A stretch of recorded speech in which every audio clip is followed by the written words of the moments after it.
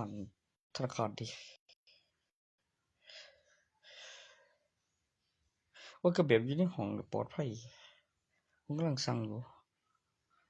สาวๆมันให้บ่ครับสิเขียนว่าตัวนั้นได้ยังก็สิมีหลักฐานการศึกษาครับอย่าถ่ายข่าวนี่พ้นขึ้นเนาะตัวอ้อยบ่พื้นบ่ได้เลยผัวตัวไปเอาใบยามาแม่แบบใบยาไว้ใช้ดีป่ะเพิ่นว่า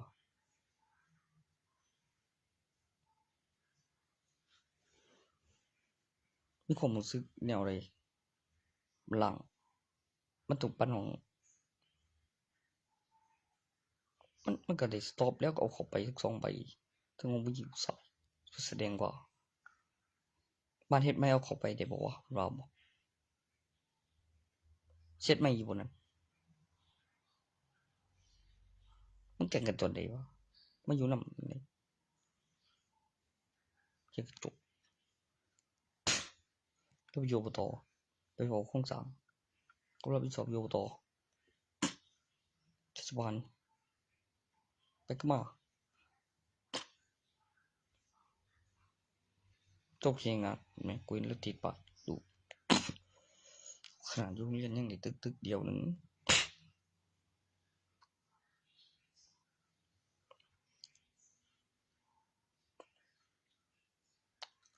แม่บ่ตายพ่อบ่ตายนานตัวนั้น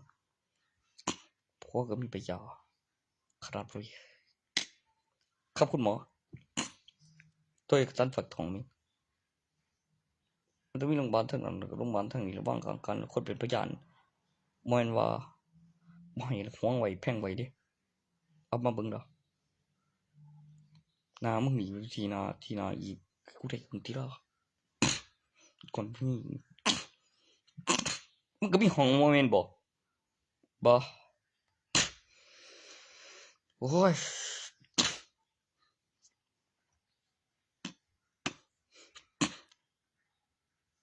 พี่ว่าเบิดแม่นคือปูเดียวเบิดลอยเบิดพิกันดีเจ็บปวดขึ้นก่อนโอ้ยตัวอีบีมที่เว้าพื้นบ่ได้อีผัวที่เว้าพื้นบ่ว่าไปจ้ะโอ้กูเชื่อแล้วบ่นี่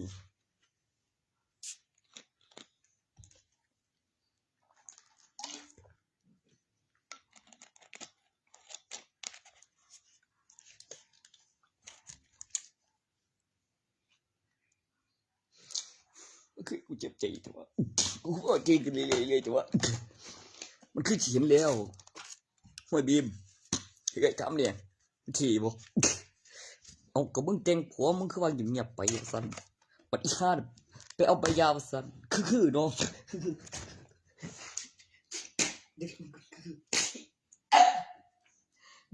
กูสิได้เฮ็ดไปหยังแม่นอยู่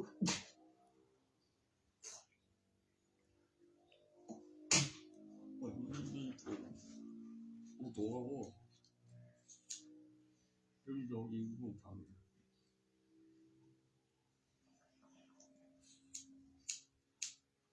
บ่แม่นหรือแม่นอยู่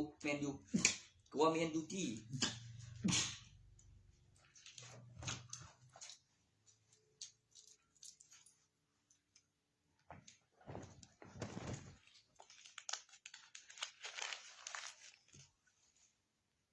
กูเห็นก่อนโอ้ตัวนั้นมันมากไปเจียงบวชนี่กูพวกมอดนั่นจังงานเห็นเจ้าเบาบัตรสารภาพขึ้นมาย้อนหยังคือตัวบ่มีเอกสารตัวนั้นเด้มันบ่ได้มีหลักฐานเจียงกับพยานแบบนี้ทั่วโอ้กูโอ้โหปันก่อนเนี่ยเดี๋ยวออกมาอีกครั้งอยู่บ่ไกลแล้วก็กูอีหยังแล้วกลัวมีแต่ผู้สาวทั้งหน้าผู้สาวทั้งข้างผู้สาวออกมาใหญ่โตนบ่มันต้องมีเบิ่งให้ได้เห็นก่อนเดี๋ยวเป็นป้ายการจดจำการพัฒนาจึงสิมีเจมันจึงสิส่องกล้องไปแล้วออกมาเองโอ้ยแบบว่าให้เดียวกัน อยู่บ่ไกลกันแบบ2 โมงพวกผมไปมี1กับ2กับหลักฐานแสดงกับพยานมีเจเฮ้ยไปเลยบอ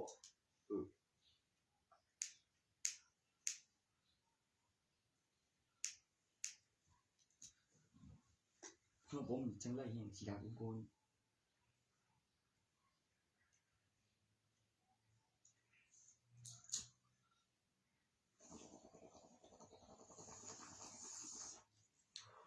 บอยเมื่อไหร่เดี๋ยวได้จริงเขาด่ากูเองบ้าเขาด่ากูเองด้วยกูมันบ่คืนสาวด้วยบ่เองบ่แบบ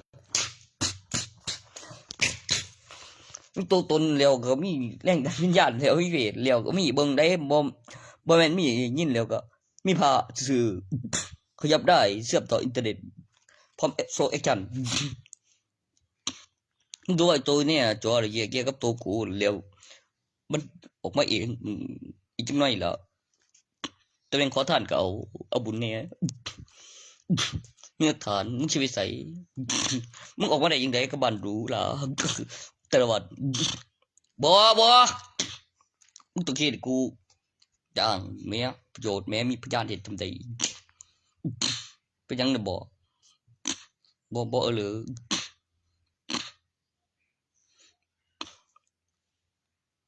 พยานเห็นจำได้ใช่มากันกูเลี้ยงไว้เองกูเลี้ยงบ่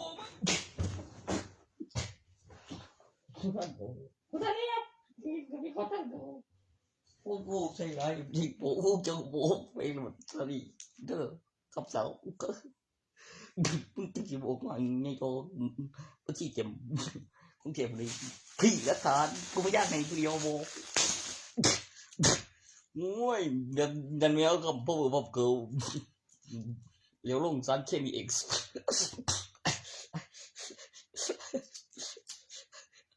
ตัวนั้นมันลูกสาวของบ่มีดอกบ่แม่นดอก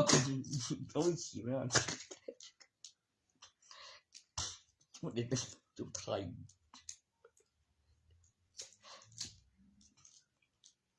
ใจก็บ่ลุงมึงตกใจก็บ่ลุงนั่นเมียบอกดอกเชื่อกูบริษัทมันคือบ้านบริษัทมันจริงลูกสาวกูมันต้องออกมาแบบมีแม่เว้ยตัวนี้มันดีไหมเกิดจากวัดออกมาจากคือเอกสารมีหลักฐานมีพยานแน่นอนมีตัวตนดีมีวิญญาณมันอยู่คนละมองบ้านอยู่คนละวัดกี่สถานที่เป็นยังเป็นการสะสมบุญไม่โกหกมานาน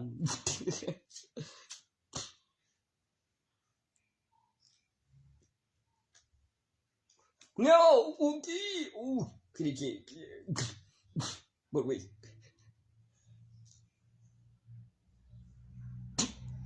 บอยเงาอูดีนบอมันก็เริ่มขึ้นน้ำลายคือทมลายใส่ไหลทั้งสามเดียวหดขาเขานะเปิดขาบมาเดียวเด็กๆกูตัวเจอ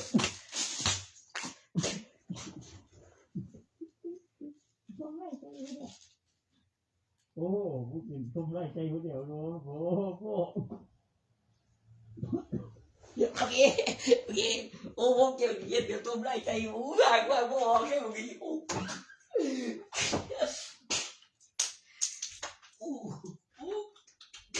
มาเกจุ๊บ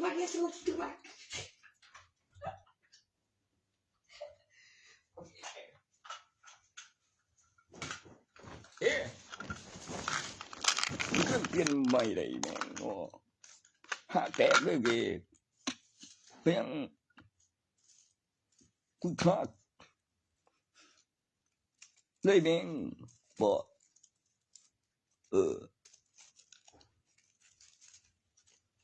มันสิบ่หักคุณบ่ปงรถถ่ายแล้ว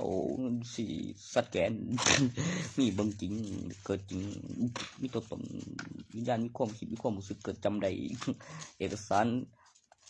ารที่มีการเรียงขั้นตอนเป็นระเบียบสอนเอกสารสำรองเป็นอุปกรณ์ อายุยังบ่เกินยังบ่ถึงประชาชนทั่วไปอีกจริงไหมล่ะโพสต์ขึ้นนี่ล่ะใครว่า power pop girl บ่มีจริงมีแค่ในการ์ตูนตอนนั้นน่ะบอกมันเปลี่ยนชื่อใหม่เอาเองหมดแล้วมาซ้ำเวลาหลังหารก็ได้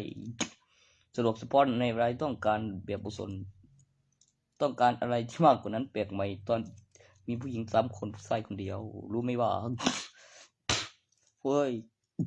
บุ้ยเดี๋ยวกูยิงกันไปเขียนกันปริดอกเตอร์เคมีเอ็กซ์บูมีบูมันกูมาเกิดอยู่โรงพยาบาลบ่อย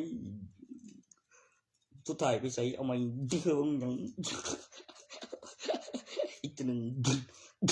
โอ้โห2 หัวใจตัวมี3 คนนี่สวยการพยานเอามาแบบนี้ไปทำผมกัน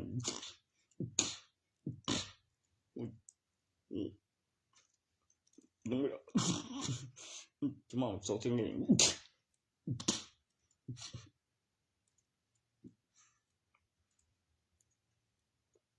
แค่ไหนเสียเมียไอ้บอกเสียเมียแม่งเสียเมียยังวะ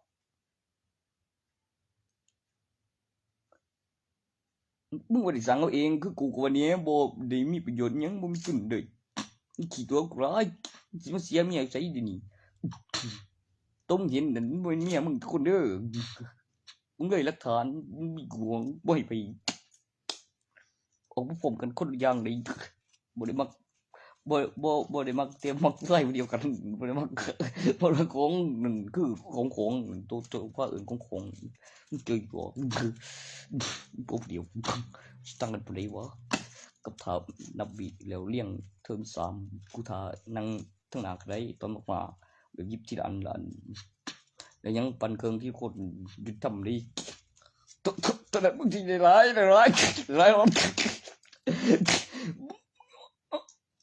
โอ้บ่แม่นเว้ยมึงของหยิบน้ำไหนโอ้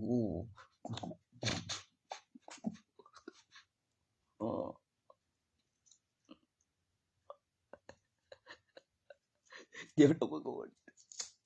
ตีมากมันอีกหน่อย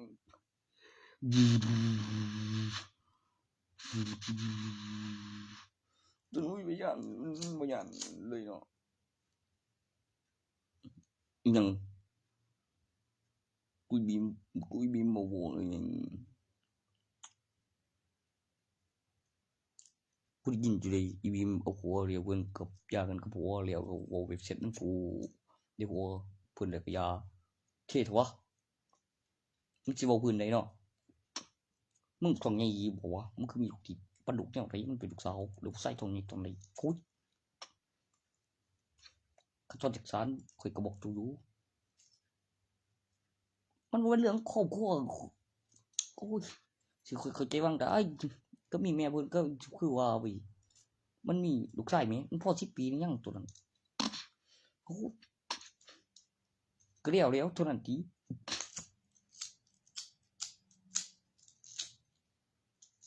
เชื้อรายงุ่มบ่วะกูย่านดอกเจอไอ้จิโก้กูอยู่ดอกข่อยกำลังถังเฮ้ยข่าวอาจารย์ดูดิฮะเดี๋ยวก็เฮ็ดไปนำก็แบบบ่ยิงมันกูเป็นผู้สาวยังไปร้องตำด่าก็บอกตำตั้งหนาไม่ตรงนั้นก็เป็นหมอ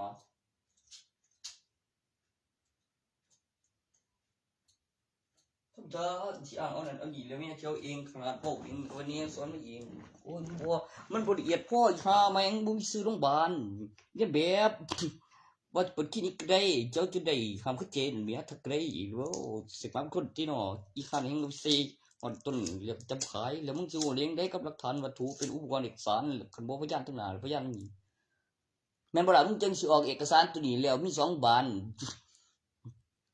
มันเข้าข้างกันบ่ล่ะคันบ่อธิบายจังซี่แล้วถ้าฟังผลโตะเอกสารชื่อบิดามารดาแล้วเป็นเอกสารเศร้าจะเกิดนั่นบ่ได้ใส่สรุปของมันบ่สงสัยแม่สิใหญ่หลักฐานพ่อก็บ่แม่นเป็นหลักฐานผัวแล้วก็บ่ถือตัวนั้นนะถ้าไปโกงมัน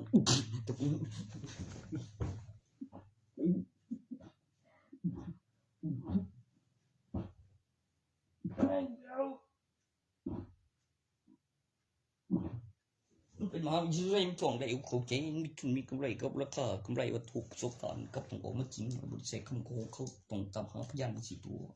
โดยมีหลักฐานบ่มีหลักฐานโดยการพยานใดพยานมีเหตุ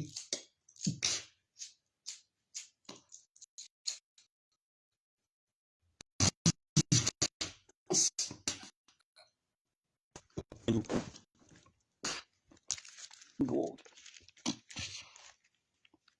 ก็ทำไมมันถึงต้องอย่างนี้ล่ะค่ะ บ่ได้ว่ามันโง่หรอกก็เอาไปเลี้ยงเล่นไปแล้วปัญชา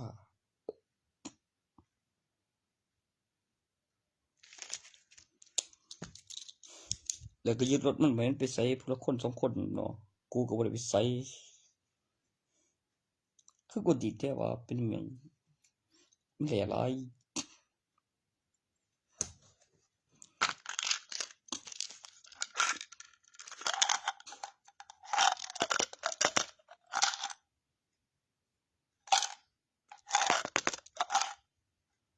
มันคือว่าฉันมาเฮ็ดกับเจ็บใจนี่แหมก็คือฝันแต่ว่าเกิดขึ้นจริง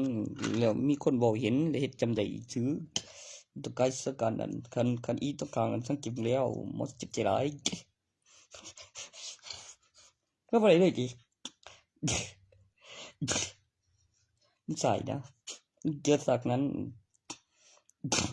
สักทีเธอกำลังจะไปเซ็นโฮด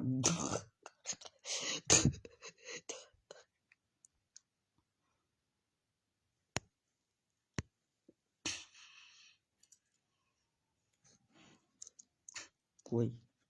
มันจะว่ามันแข่งกันบ่วะบ่ทันได้เซ็นเนาะ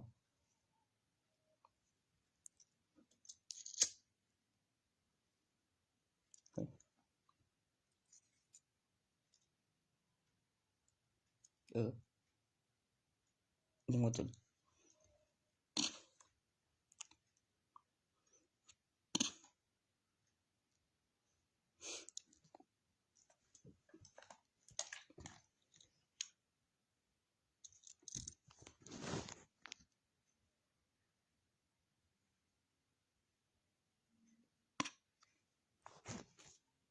ใช่บ่ล่ะ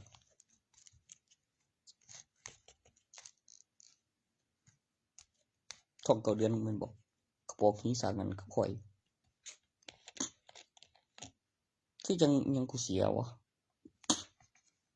บ่คือจะได้แข่งหลายทีละมียินได้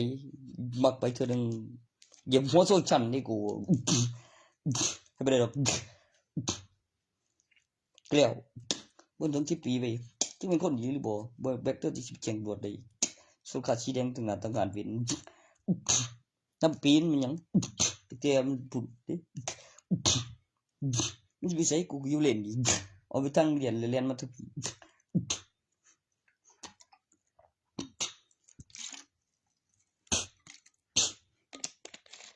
อื้อหืออื้อหืออื้อหืออื้อหืออื้อหือ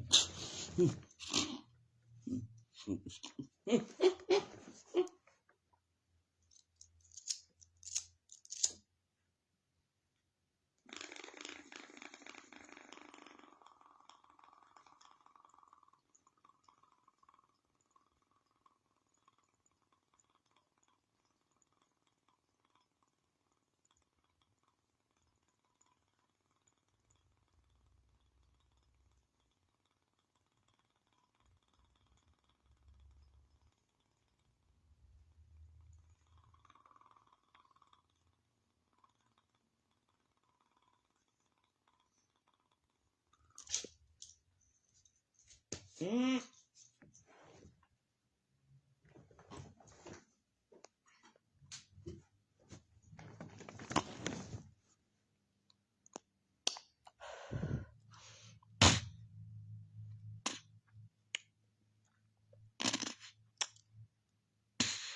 วะนี่การน้ำทรงดีวะกูซื้อเงินสดเข้าใจบ่ล่ะสรุปว่ายืนแล้วมันเป็นแนวไหนมีไผพิสูจน์ยังตัวคันเลือกในเน็ตเมียก็บ่เขาเถื่อเขาบังตัวนี้หรือมีมันเองจนหอมมีมุงจดจังไฟตาวอนต่อกินมันสิงามขนาดบ่เห็นใจไฟเขาไม่ให้ไฟจังนี้มีกำไรสวีเด้มองสิเลือกโครงสร้างรูปแบบเดียวก็มีข้างส่วนตัวมันเก่าเด้งได้มีเหรียญอีหลีหรือในโทรศัพท์เดียวก็มีกุญแจถลงก็บางมองแล้วก็ยุ่มโดนก็10 ปีก่อนต้องมีอยู่แล้วจึงสิมีบัตรประชาชนถ้ามีอุปกรณ์สำรองเป็นอุปกรณ์บัตรนักศึกษาบอกพอวิธีสถานที่ศึกษามากกว่า24 ปีมีใบทะเบียนบ้านมีใบทะเบียนบ้านบัตรประชาชนในการคำนวณมีตัวตนมีบัตรประชาชนแน่นอนสอนอุปกรณ์บัตรนักศึกษาเป็นอุปกรณ์สำรองต่อจากที่ว่าการอำเภอ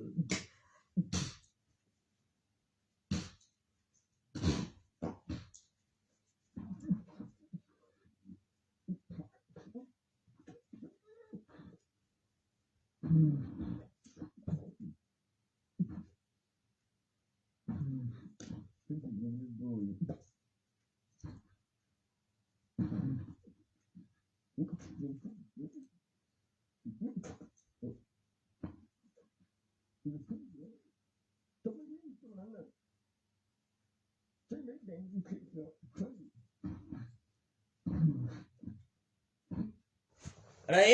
อะไร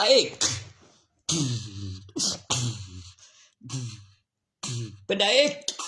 เป็นคนแก่นั่นก่อนอีกรอบไหม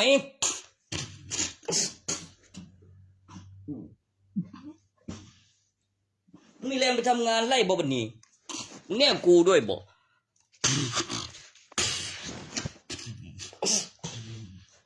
มันมีจริงไหนถ่ายทอดสดกล้องจรนี่มึงก็มาทำสันช้าไปกูก็ว่าจะแน่กูสังเกตดูแล้วทำไม่ได้นี่หว่ากูก็เลยเคลื่อนที่จักรวาลกูไอ้แม่ง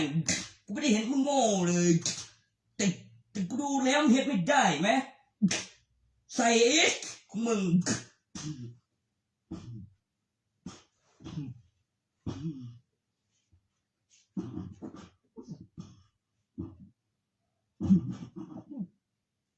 ว่ะ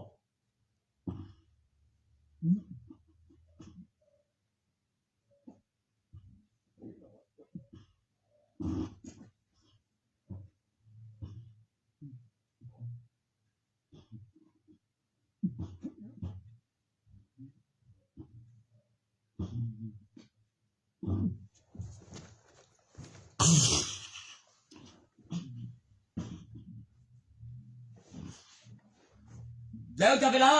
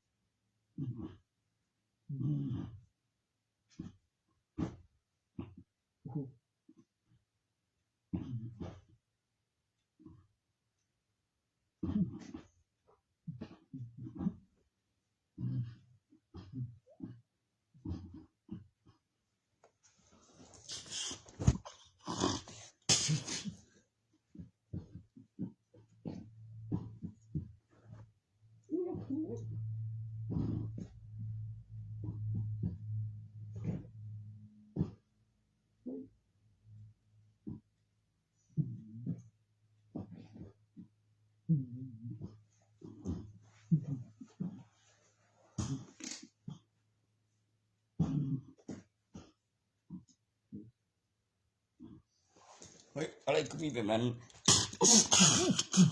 น้ำจีไรเมียมี สำรองในกล้องจร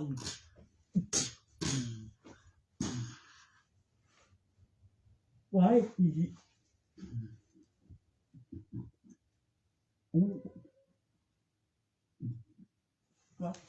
จะมาจับกูที่ไหนล่ะฮะ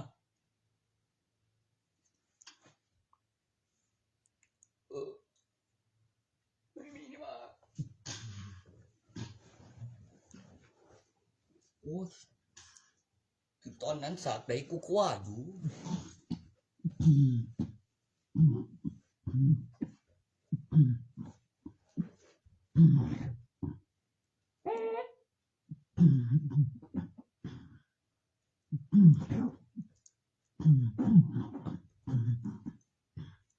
แม่งเลยที่ไหนวะแม่ง ฮะมันก็ผู้อื่นเว้ยมันโมเสกผู้รู้เห็นกับผู้เฮ็ดให้ไม่ได้ผู้สร้างต่างหากผู้อื่นมาสร้างผู้รู้เห็นผู้นี้นั่นต่างกับผู้ครอบครองกับผู้สร้างอีกปักชื่อหน่อยพ่อแม่พูดคำสิ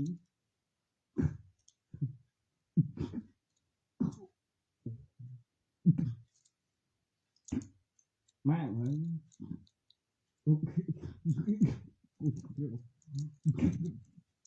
ไม่กดจริง ข้อสี่ผมขอ3-4ที่สองในตำแหน่งที่3ก็เป็นโคเอโคบังเลยกำไรนับแบบทีละสุดเน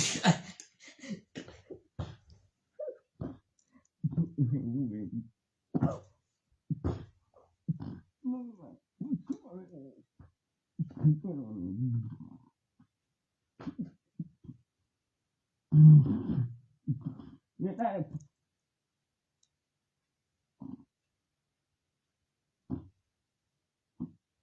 ลงเฉยถูกๆเลย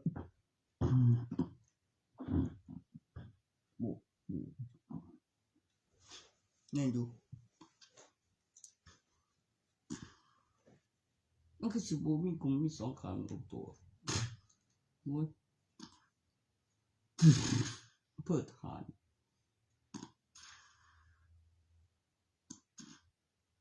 ตั้งชื่อถนนมันคือบุคคลที่ว่าการที่เถื่อนยากทั้งอุปกรณ์ว่างทั้งอุปกรณ์ตัวดาวเทียมแล้วก็เปิดจอแล้วก็มีปริมาณขนาดแล้วซูมแล้วก็มีการพัฒนาในอุปกรณ์แล้วก็เอกสารคำแนะนำที่การใช้เขาโอโตกันเลยอยู่หรอกก็ไปค้นหารายชื่อกับประวัติตั้งราคามาส่วนโอ้บุคือพระเครื่องเก่าเองตัวเก่งความเสถียรแน่นอนถ้ามาสากูหันนะบอกเลยว่ามียังก่อนนะหันก็บันทีเวลานะตอนก็แจ้งมันขี่ตัวเลยตุ๊กออกมาเองเหตุยังรูปหน้ารูปหลังผู้ใดมึงจะของกูก็ว่าอยู่แม่นแม่นแม่นแม่นแม่น ช่วยไม่ได้อยู่ได้เลยนี่ ช่างมันย่อยทำอะไรสิเนี่ย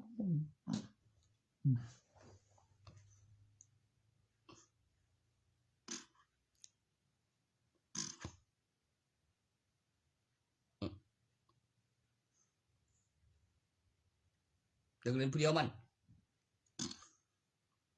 แม่นอยู่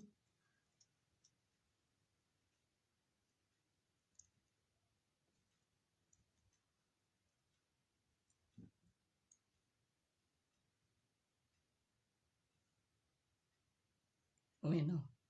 คือย่อยมันจังสิโอ้ก็ทีนี่ เปลี่ยน มันไปหาผัวมันใหม่ก็บ่แม่นเนาะคิดว่าลูกก็บ่คิดฮอดเนาะ เอ้าเบิ่งอีบีมแล้วเขาบอกเต้นร้ายมันก็ไปยาแล้ว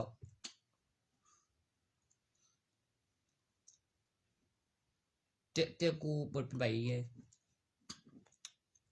เจ้ากันเบิ่งไอ้บูมแล้วสิบ่ทันบางหันก้าวว่าสิอ่างแนวเต็งบ่จักเต็งบูมบริษัทบริเตงหรอกเบิ่งไอ้บืนนั่นหยังนี่มันบืนอยู่บ้านไอ้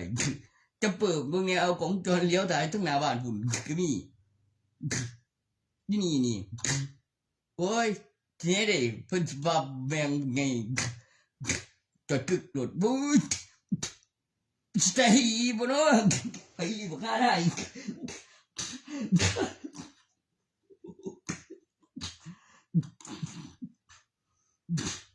บ่เอ็งของก่อนไปฝืนเพิ่นมันจอดกึกโดดเลยบู๊ด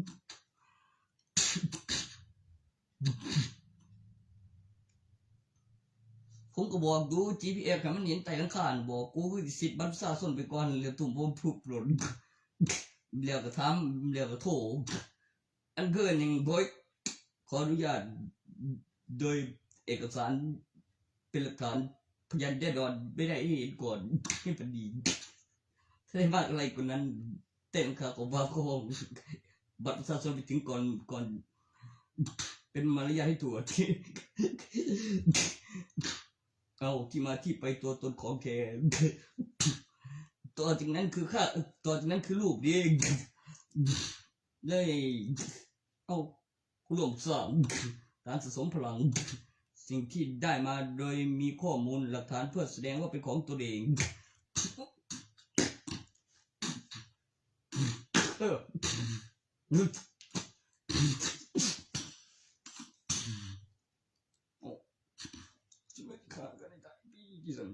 ชิบแท้ชิบแท้อยู่ว่าตัวที่เบิ่งหลักฐานแต่ต้นปีต่อจากปีที่10เนี่ยบอกคือแล้วพอดีเว้ยโอ้เป็นอยู่ต้นปีเก่าปีเลยมีหลักฐานวัตถุแล้วก็นี่นะว่าอีตอนที่พยานมีเท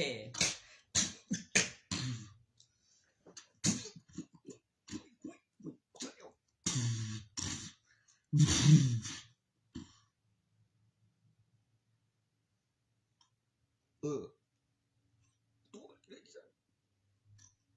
ไปว่ามันจะมีตัวอะไร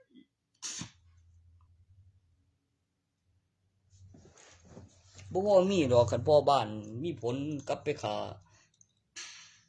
คนแต่บ่แม่นประหารคันเว้าผิดบ่พอมีดอก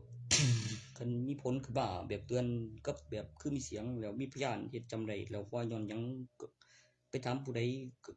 คือว่ามันเป็นไปได้จังไดกับคือ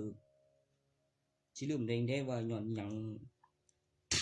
แล้วมันเป็นสถานที่อิหยังแบบคือสถานพิก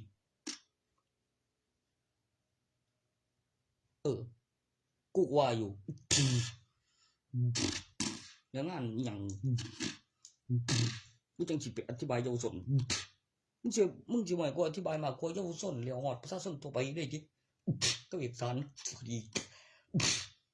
โอ้แล้วก็เพิ่นแล้วก็เพิ่นเป็นเจ้าที่ว่าซั่นกูสิเทวดาแล้วเทวดาอีหลีอยู่หรอ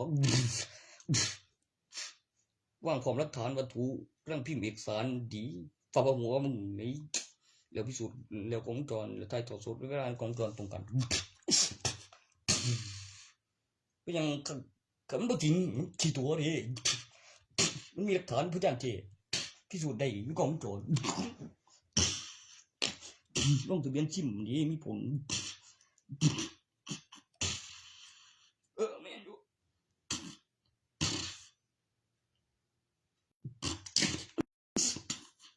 บอกเนี่ย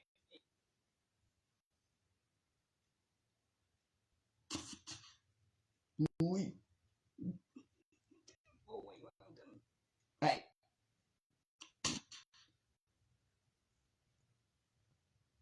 โอ้ยว่ากันยังโอ้ยยังถึกมัน ไม่อยู่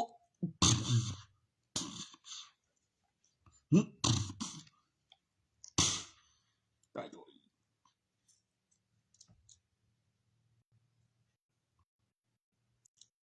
ก็ไปประหารก็ตรงนี้เอกสารที่บินก็ยัง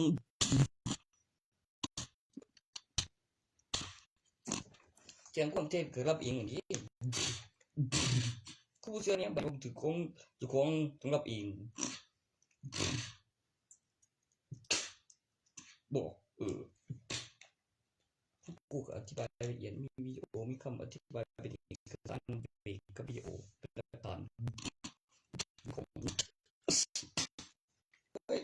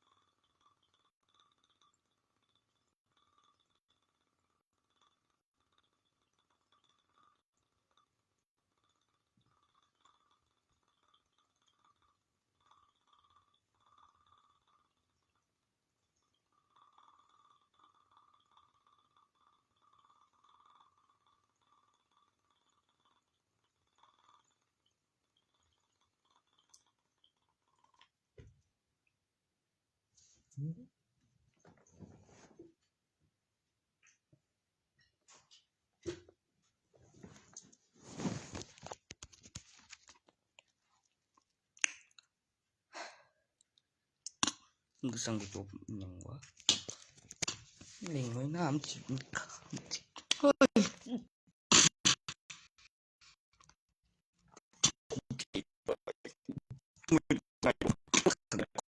กดผิดมึงเดี๋ยวมึงดิช่วยยิงกูยิงตรงไปต้องชี้มองเทียอุจจาระกำลังเวลาขึ้นน้ำเคยนอนตื่นฟื้นสถานการณ์ปกติยังมือเผลอเห็นชี้ยันผมก็เอาเดี๋ยวไปขังห้องวิญญาณกับป้อมเนี่ยรักกูดีกูดีอุ้ยพิเศษเลยทำไมกูตีกูอะไรอันตัวอัน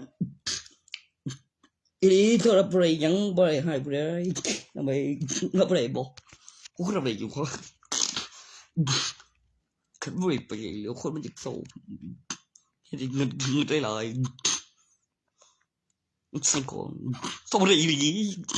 แล้วคือของคือสิไปส่งไปเลยไม่ใช่ก็คิดเล่นกับแม่นะไม่ใช่ออกข้างบนแล้ววางสุดนี้ที่ละ10 400มันคือของราคามันยังก็ต้องไปสอนเล็กน้อยขายอย่างกูป้าเอิญถึงแล้วกูซื้อมาไปแล้วเป็นยังจุดตำรวจเจ้าคือขายอยู่สันเป็นยาเสพติดขันแม่นถือกฎหมายมันขันแม่นบอกมันถือกฎหมายมีออยมันบ่เบิดอายุแล้วมีมือผลิตแล้วกับของใหม่กับคือมีเอกสารประกาศจะซื้อกับโรงพยาบาลโตต้องขายก็ได้โตมันขันแม่นเขาขายแค่ก็มีกำลังใจนะบอกครับคุณพยาบาลครับโอ้ทั้งขั้นมางานไว้ปันหุ่นร้ายประเภทเรียวตัวงานนะครับเอกสารก็อยากว่างกลางการเป็นกวนคนพยานแล้ววิทนากับทางนี้บอกเอกสารตรงกันทั้งซ้ำเนี่ยนะบ่ถามมันไก่มันบ่ใส่อำเภอเพิ่นบ้านคนมันรับสายแล้วคือว่าบ่สะดวกแม่แบบบ่พื้นมันก็สิยินแล้วเดี๋ยวนี้เดี๋ยวกูทีกูนั่นครับ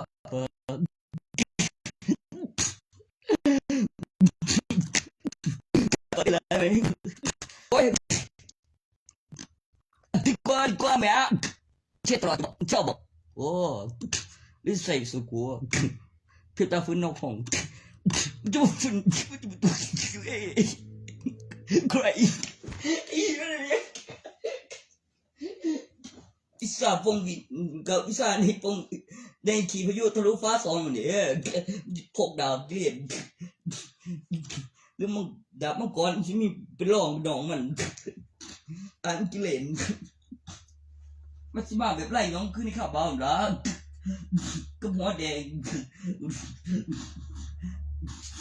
ตัดผมสั้นเซสุดเปิดมาลัยมีผ้าคลุมเป็นสุดเกาะต่อแขนไม่ไหวเพี้ยเป็น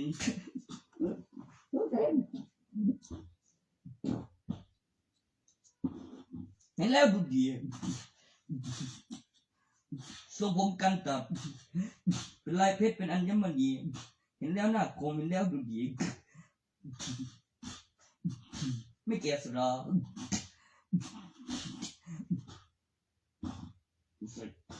โอ้จีนน้องผมยังห่วงยังห่วงไปหมดเลยไม่เขียนตะตมใหม่รอดเลยทำไมเหรอ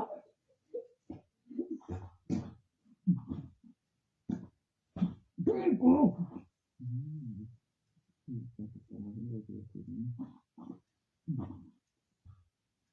เห็นดูแฟนหัว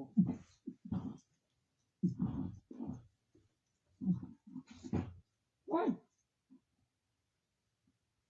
ว้าว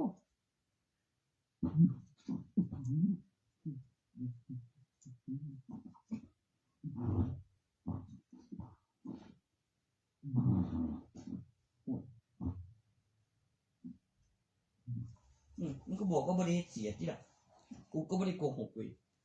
มีอะไรเปลี่ยนไปมันก็จะบอกว่าหมอนดีมั้งส่วนเทินก้าบุเจอมีกำหนดแจ้งความแจ้งหาและความเรื่องตายสามต้นนะกูเป็นโค้ดทันตอนออกมาก็ได้มันจะไปใส่แบบคอฟฟี่ได้ไหมไม่ก็โค้ดทานถ้าได้คอฟฟี่ไม่ได้ไม่มาใส่ออกมาใส่บัตรมาตรวจเบิ้งละบัตรแม่บัตรอุปกรณ์สำรองบัตรศึกษาไหมสถานที่ศึกษาจะเติมสถานที่ศึกษาให้ในบัตรดูนั่นไงมันต้องมีสถานที่ศึกษาในดาว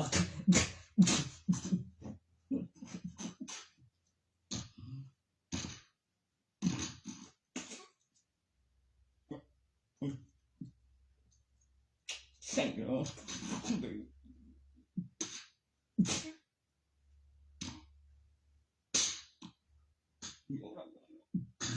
็นอะไรที่ปลอดภัยได้กล้องจรขึ้นแรงดันยานสิ่งข้อมูลตัวที่มีพยานจำได้มหาอุดมันเป็นจอมขมังเวทนะแม่ส่วนไอตัวมหาอุดที่มีพยานบอกไม่ใครรู้บ้าง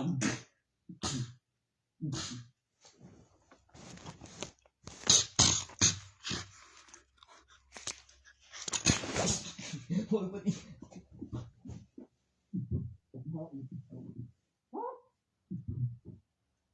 ตัวที่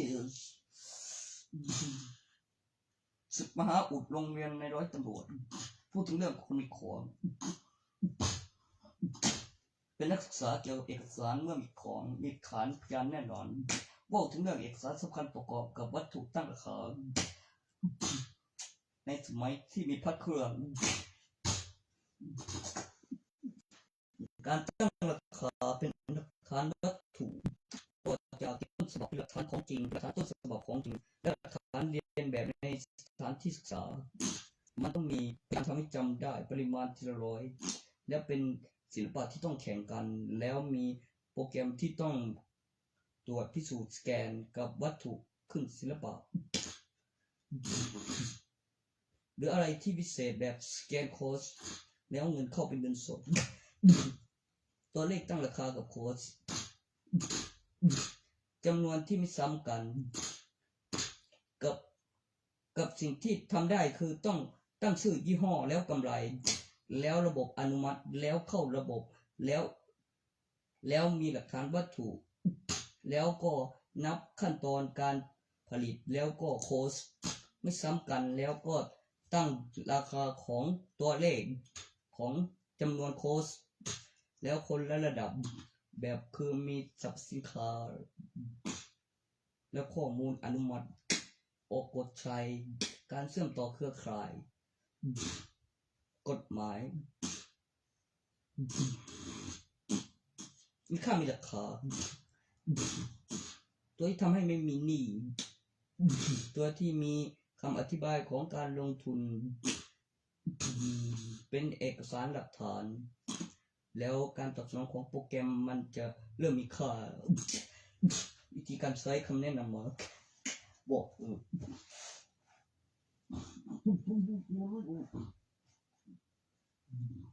ต่อย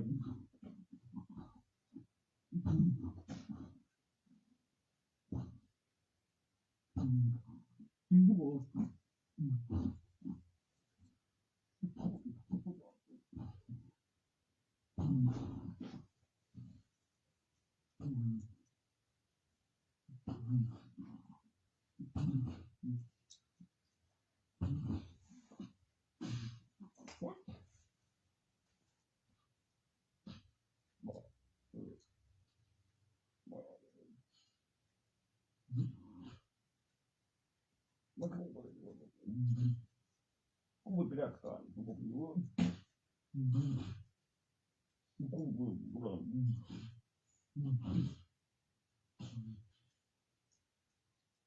จะมา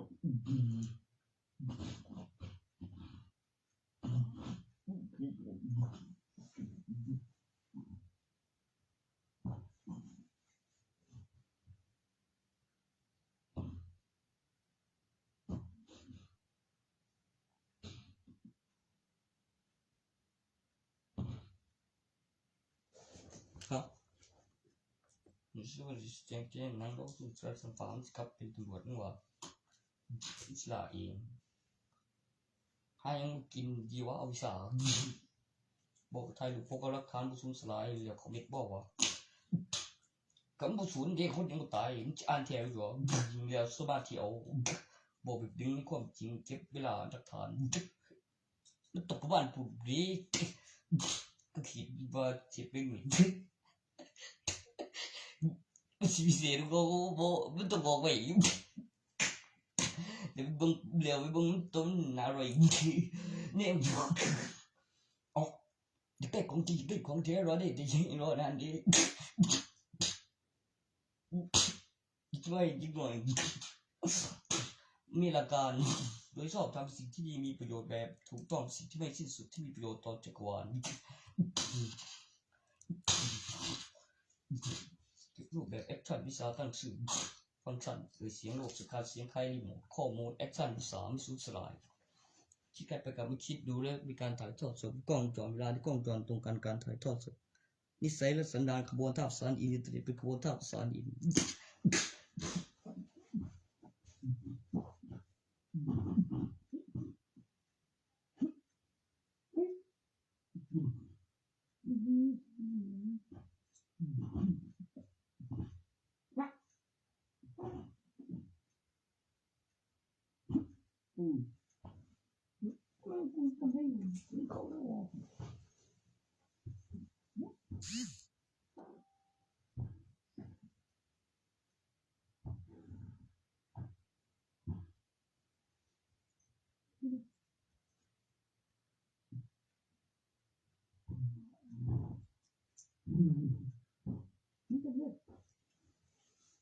กูต้องจำก่อนนะ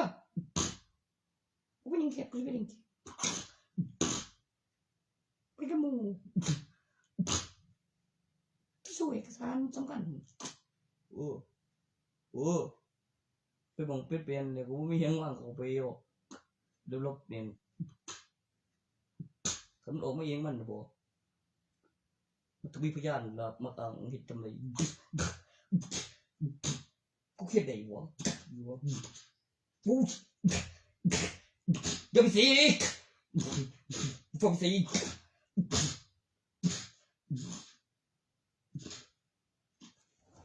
เดี๋ยวเขามาตัวไรไปไหนแล้วเอาไปไรเขาคือยังบริการทุกอย่างเด็กกูอีกเนี่ยแบบไปตัวไอ้บริกู กูโดนเกลียงระเบียบไปเบิดแล้วกูอยากแกเลือดนับคาราบรี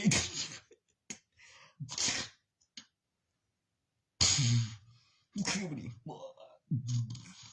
กูคือบ่ได้เป็นจังนี้กูไปแบบนี้กูไปแบบนี้กูสูงจังเลยบ่กูอยู่ว่าอยู่สูงจังเลยบ่แบบนี้ชิบ่จะไปดีกูไปเมียงเลยยินอีว่ากูเข้าไปไหนมาเลยโว้ไม่บ่บ่แม่โอ้มาอยู่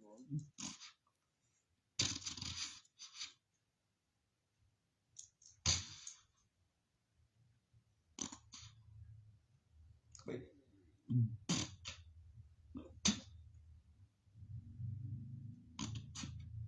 กูซื้อเอาตัวใช่แล้ว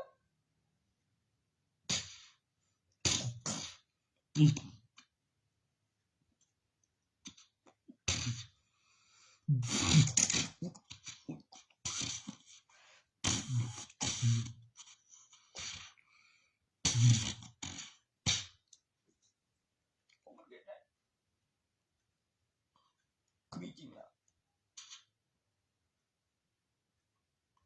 ก็ดาบเดียวนั่นแหละสมัยก่อนมีบัตรประชาชนตอนนั้นถึงมีบัตรประชาชนเล่นใบทะเบียนบ้านก่อนถึงจะมีบัตรประชาชนมันเป็นดาบพิเศษกูไม่ได้เฮ็ดเสีย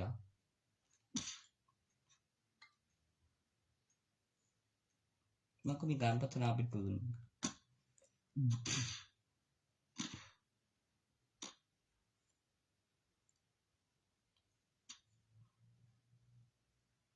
ไม่หลอกขนาดดาบโซกุนดาบพวกเป็นอาซาในตำนานเมืองจีนมันยังมีตำนานคำสาปดาบเล่มนั้นนะมันก็ไม่ใช่แค่คำสาปหรอกมันประกอบขึ้นด้วยผู้ครอบครองต้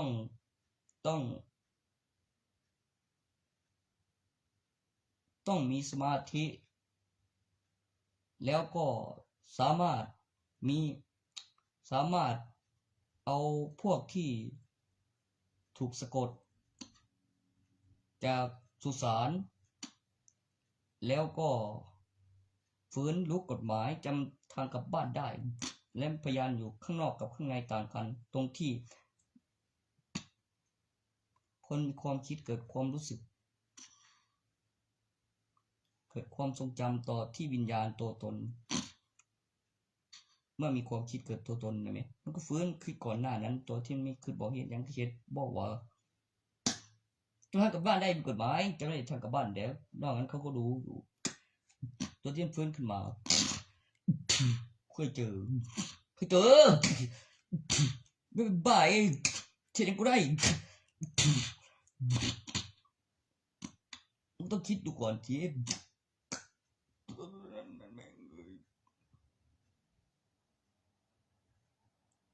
น่ากลัวเนาะสะกด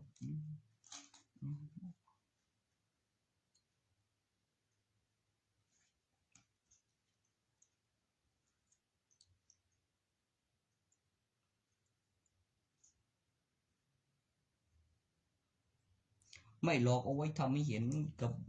สิบอกกับสัมผัสปลุกเสกและความรู้สึกว่าต้องการอะไรกับเจ้าของไว้บันไข่โซดับเดียวแบบการเผา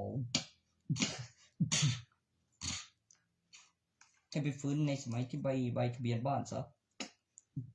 ไอตัวนั้นมันจะตายโอ้มันเช่นให้กูลืมได้ยังได้กูว่าอยู่เอาซีดีแล้วก็ซื้อเหลืองกูว่าจะว่าอยู่ต่อจากตัวนั้นมีคำภาควันนี้เนี่ยดูจากแผนที่แล้วบ้าจะมีบ่วะใช่ก็ไปคืนแนวไหนวะเอามันไปคืนสิ่งวะสั้นคือผู้สาวใหม่โอ้ยแต่กูเช็ดจนได้เลยคืนกูบอกไว้ก็ไม่ได้อย่างหรอกแต่จากนั้นไม่ได้เป็นพวกกูบอกจะไปคืนได้จะได้ว่ากูทรยศอย่างโอ้ย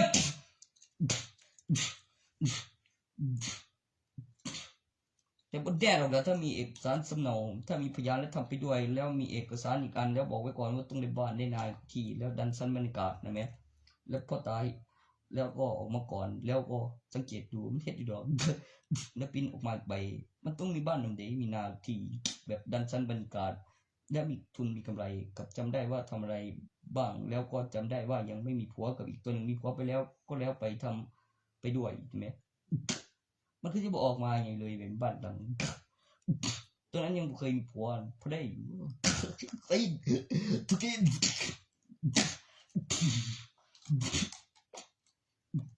บอกมันต้องมีผัวตามขั้นตอนมีพยานเดบอกถ้าบอกสั่งของมันจะออกมาได้จังไดออกมาใหญ่ได้เผยโอ้ยสิไปเอาของผู้อื่นเขาสั่งไว้นั่นบ่ได้หรอกเขาไม่ให้มึงดอกบอก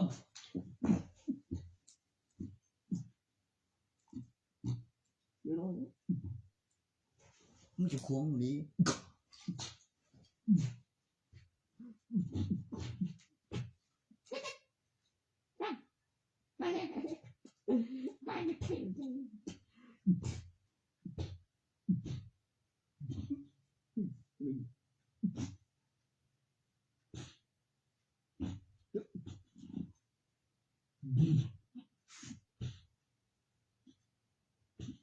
เบ้ย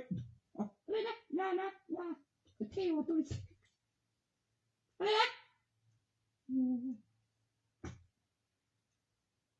เฮ้ยเฮ้ย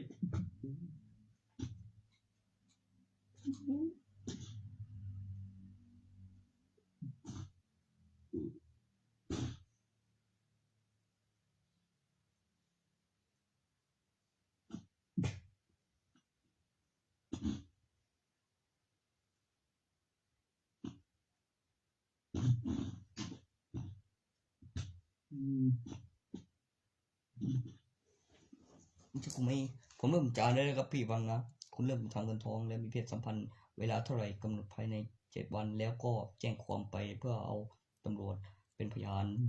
ในสถานการณ์ที่มาฝากท้อง เพื่อแจ้งความหามีบุตรหรือมีบิดาหรือไม่มีบิดาในสถานการณ์ที่กลายไปแล้วมากกว่า10 ปี ถึงจะมีแรงดันวิญญาณเป็นตัวตน ถ้ามีดูก่อนหน้านั้น คุณต้องพบมาตรงนี้เห็นก่อนไม่ใช่แค่มีได้ยินนะครับ คือผู้ที่มีและพิสูจน์ได้คือมีหลักฐานฆ่าไม่ตายจริง แล้วยังเดินต่อจากตำแหน่งนั้นนะคือไม่ตายคือมันมากกว่ามีบัตรประชาชนมันขึ้นรูป มันครอบครองมันออกเหรียญมันมีวัตถุมงคล มันไม่สูญสลายขยับได้ภาพนิ่ง ถ้าให้พูดเก่าแก่ไหมครับตัวที่ไม่ตายไปต่อโรงพยาบาลเหลือแผลเป็นอุบัติเหตุยาซาไม่ต้องนะเมียมีอยู่จริงได้มาดูดีทุกทีอีกพยาบาลหาเรื่องบอกก็บอกไปแม่งเฮ้ยเดี๋ยวให้ตัวเนี่ยหน่อยตัวนึงเลยลองโรงพยาบาลกลางเมาแค่นี้กูทุกทีไม่บอกไม่เมงมึงยังบังอีไว้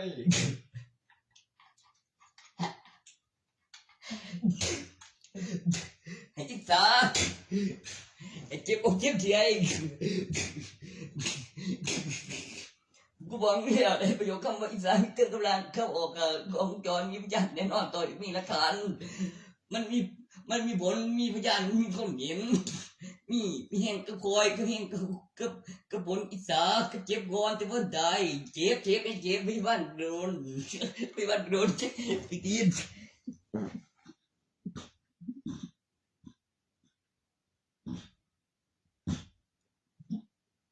ที่เพิ่งไปโดน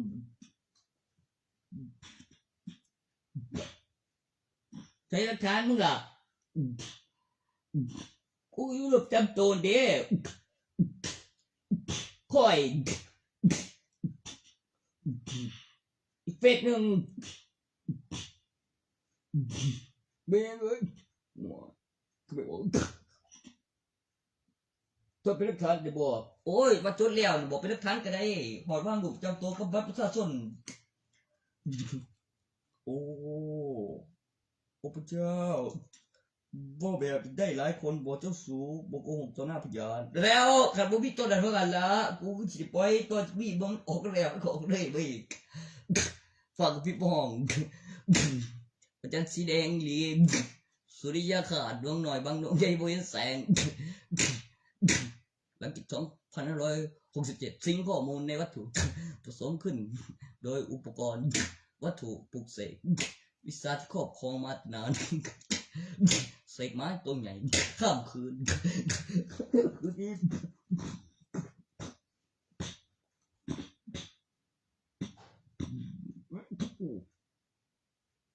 ตัวมีหัว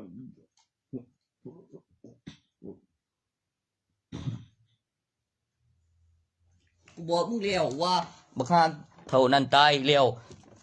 กูก็มาอยู่โลกมนุษย์โตขนาดหน่วยสูงสุดนั่นก็คือเจ้าละขู่โอ้ยอะไรมึงจะเจรจากันบ่ได้มันสิตายอีกอยู่ไสมึงยังเสียวยิงโตเอาพวกก็แม่ก็มาทำไงคือสาวพวกคือเก้ากับวงไปเรียนท่านทำไม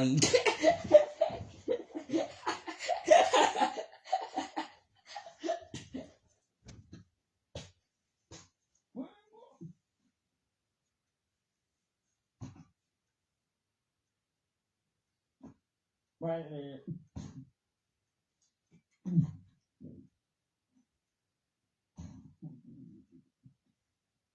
มั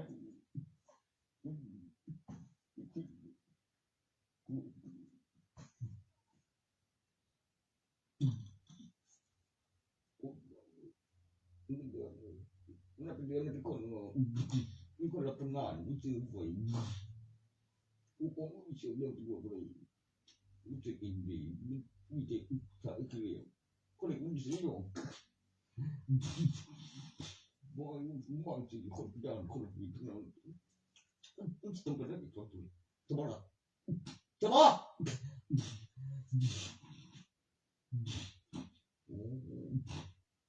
ใช้ตัวมึงยังไงกูจะไปไหนเถอะมันหุ่นทั้งหลายคนนะเลี้ยวคือว่าไปโน่กูต้องเคลียร์แล้วครับกล้าเคลียร์รับไปฮะมึงจะเคลียร์ยังไงฮะโอ้โหตีดีเลยโอ้เป็นไอ้ตอนเดี๋ยวมาแล้วคือจังว่าตัวพิมพ์ไว้บอกไว้คันเธอบ่มีหลักฐานและถ่ายรูปคือกันนะโอ้ยสงสัยเด้อเธอสิประกาศเสพในห้องน้ำเขาสิเชื่อว่ากูนั่งเตียงกูนอนเตียงเหลือพี่เตียงเขาเหลือมีเตียงโต๊ะอันใหญ่เหลือส่วนหงเหลือก็มีเสื้อผ้าแล้วแต่ผ้าทั้งครั้งนี้และครั้งนั้นนำได้มีไทยถอดสดมีฐานมีเจ้าของ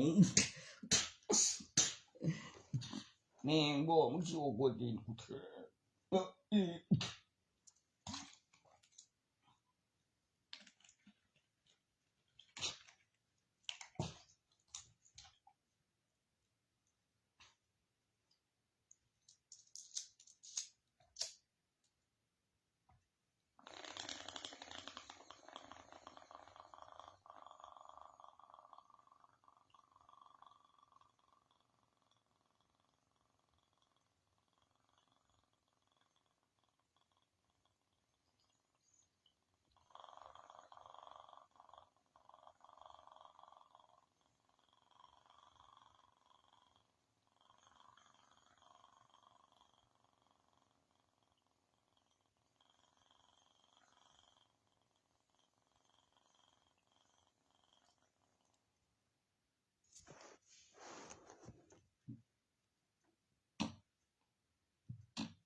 อืม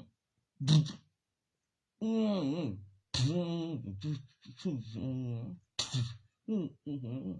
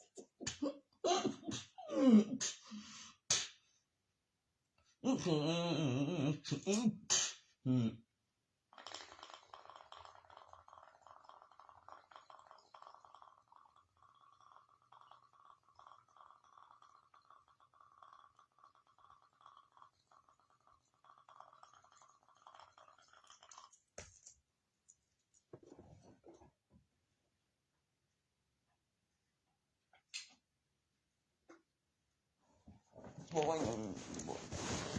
คนดีของประเทศดีสำเร็จไปนั่งก็บอกว่าคุยฉันมันจะบอกใจมันจะบอกหูมันจะบอกผู้อื่นงงดีเลยถุยกับเธอกับคนที่มือเด้อยังมึงโทรมาเด้อเพื่อหัวว่าเด็กไปยังงใจ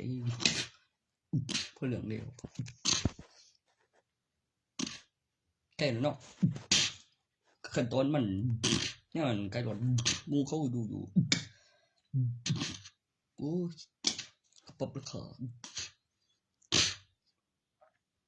ก็ได้แบบบ้านแล้วเก็บปูขบของสมัยเป็นยังไงก็สุดได้เรื่องขึ้นเลเวลเงินเรื่องเช็คอินธนาคารให้ได้หลักฐานให้ถึงบ่ถึงหมักไปน้ำใดฉันแม่นมีของก็เห็นผลไหวก็แบบควบคุมได้มีเอกสารก็เป็นไตรกับผู้บริสุทธิ์เกี่ยวกับการพัฒนาขยายรางเรียบต้องซื้อยักในโตมละแบบสอดใส่มากับสรรพคุณพลังงานแสงเล่มเป็นสีเดตัวนั้นบ่ต้องเกรงนิสาเขามีแล้วตอนที่พ่อมีทีค่อยวิจัยต่ออีกครั้งมันต้องตั้งราคาแล้วใส่สรรพคุณความสามารถคือตอนกายร่างพลังเช่นยักษ์นะไหมแล้วความสามารถแล้วเป็นเช่นหนังสือนะไหมมันมีคอมพิวเตอร์สรรพคุณพอมีบัญชีไม่สูญสลายไม่น้อยลงเพราะยังหาใช้อยู่ยังครอบครองอยู่หลักฐานวัตถุไม่น้อยลงไม่สูญสลายผู้รู้เรื่องขึ้นรู้มีสรรพคุณมีการตั้งราคาเกี่ยวกับงานวิจัยหัวข้อที่แข็งแกร่งทรงพลังมากกว่าอุปกรณ์ทำสงครามหรืออุปกรณ์ทำสงครามรบเป็นอุปกรณ์ยานพาหนะมีการต้านหลักฐาน แล้วหัวข้อว่าอุปกรณ์นั้นเป็นมนุษย์ที่สร้างระดับด็อกเตอร์ ไม่ใช่แค่ฆ่าไม่ตายโดยอาวุธ มันพับทั้งรถถัง เมืองไหนกำลังจะสร้างใหม่บอกต้องจ้างไปถล่มเพื่อเก็บเอ็กทันจะได้แปลงร่างของจริง โซลูชันสมจริงหน่อยเอฟเฟกต์อย่างมากสักหลังบอกหายตัวไปพูดอยู่เพื่อนไปพูดให้เพื่อนบ้านฟังวิพากษ์ของขึ้น ไปใส่สรรพคุณมันเป็นอย่างนี้เองยังไม่ตั้งราคาเกี่ยวกับข้อมูลส่วนบุคคล มันเป็นพลังที่ไม่ต่างอะไรกับตนเองเท่าไหร่กับคือไม่รักใครมากกว่าตนเองให้บอกต่อ มันจะเข้าใจเอง คือเราไม่ตายมันก็ไม่ตายแต่มันไม่ให้เราตายหรอก ทำไมนะบอกมันไม่ยอมออกกลางเป็นแสง พอมีการจำได้แล้วความรู้สึกเกิดความจำแล้วก็ข้อมูลวิญญาณมีความคิดมีความรู้สึก ต่อจากศาสตร์ย้อนและกายล่างหัวข้อการพัฒนาและไม่เป็นอันตรายต่อผู้บริสุทธิ์ เกิดความมหัศจรรย์แล้วได้สวนคืนและกายล่างตอนที่ควบคุมได้นะ มันต้องอ้างประโยชน์หรอ มันต้องรู้ว่าสวนคืนเพื่อให้หายอธิบายถึงมีการขึ้นเสียงและขึ้นเสียงต่อยแล้วต้องได้ต่อยคืนต่อจากนั้นนะแม่มันจะเรียงแอคชั่นก่อนจะถึงมันเลยควบคุมได้มันต้องสวนไวกว่ากำไรกายล่างรอ นิสัยและสันดานการตกลงกับกระจกนั้นมันเป็นยุคสมัยแรกต่อที่เก็บอาการนิสัยและสันดานตอนกายล่างแล้วยืนใกล้กล้องมันจะใส่แอคชั่นสุดครบบุษีขาดผู้ใดเบอร์เดิมแต่ที่แน่นะต่อจากภาค2ในนั้นไปใส่ไม่รู้มันยังไม่หดตัวเนื่องจากไปหาที่กบดานอยู่ไกลภูเขาบอกว่าแล้วก็มือตาสีเขียวแล้วบ่เคยตายต่อจากเป็นนักฟุตบอลทีมชาติแล้วมันก็มีถ้วยใน2010ก่อนหน้านั้นคงจะมีหนังสือแล้วไปหาเฮ็ดแบบบอกว่าให้เชื่อถืออีกบดลมันก็ว่าสกอตส์บรมันต้องเข้าไปในมิติมันได้ใส่ถุงมือไม่นั่นหยิบใส่กุญแจนั่นประโยคไปกับพลังงานไฟฟ้าเพื่อให้ขยายตัวในรูปแบบของแต่ปกติแล้วการขยายตัวของจักรวาลหรือมิติของอะตอมที่สมบูรณ์แบบแล้วหยิบเข้าไปแล้วไปกับไฟฟ้าหอบแผงไฟพลังงานการทำงานกูจะไปเองเห็นอย่างแบบย่อส่วนกูก็ประโยคไปกับพลังงานไฟฟ้าคงไว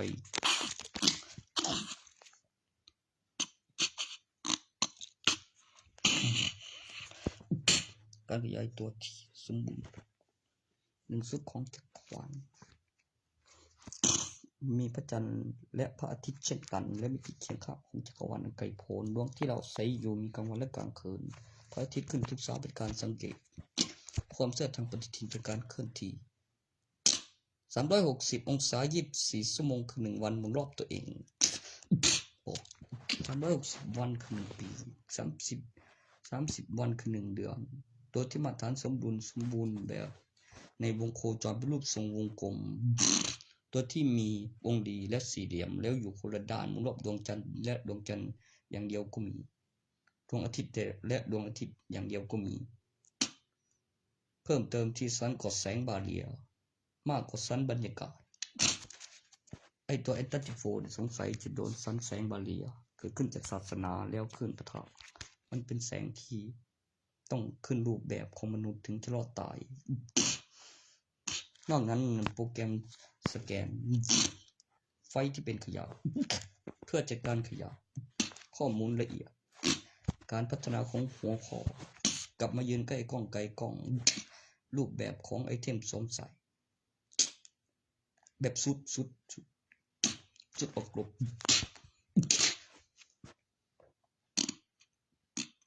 กูบอกนะแม่ตัวอีโตนนั้นมันจะบอกว่าไดบุลามันมีตัวพี่กับลูกน้องกับตัวออกมาเองในศักนั้นกูไปตั้งชื่อเพิ่นก็พากันเรียกอะตอน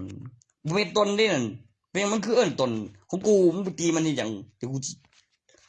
จะบีบคอต่อยวิ่งเบิ่งเป็นไซสันดานถอดเงาเขาตนบ่รู้เรื่องลุงฝูงบ่มีคนข้างในระบบจัดการเสียงเหมือน PlayStation ระบบจัดการเสียงคลายรีโมทขบวนท่าลุงฝูงซ่อมได้รวมตัวใหม่โดยขึ้นอินเทอร์เน็ตไม่จุดให้จำได้เวอร์ชัน